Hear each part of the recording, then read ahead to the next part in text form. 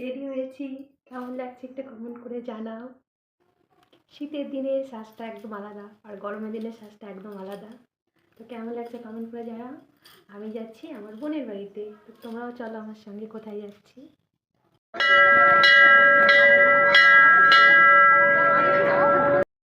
তো বন্ধুরা, ফাইনালি আমি চলে এসেছি প্রতিরা মা বিদ্যেশ্বরী মায়ের মন্দিরে। তো আমার সঙ্গে সঙ্গে তোমরা মাকে দর্শন করো বন্ধুরা। সতী মায়ের 51 পীঠের মধ্যে এটা মায়ের এক পীঠ হিসেবে দাবি করা হয়েছে। তো মাকে দর্শন করে প্রণাম করলাম, মাকে ভোগ রাখ দিয়ে নন্দী মহারাজের কাছে চলে এলাম। নন্দী মহারাজের কাছে এসে মনের কিছু কথা শেয়ার করলাম।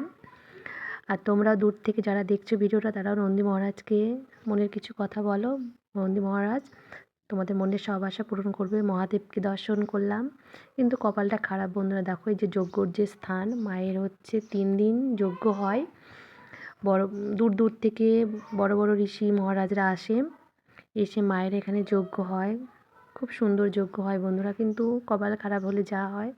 এই যে সবাই আছে, কিন্তু কিছুক্ষণ আমি আসার কিছুক্ষণ আগে যজ্ঞটা শেষ হয়েছে বন্ধুরা। ওই জন্য আমি আর যজ্ঞটা দর্শন করতে পেলাম না, মানে পারলাম না, কি বলবো। তো দূর থেকে চাইছি মাকে মনের কথা সব বললাম।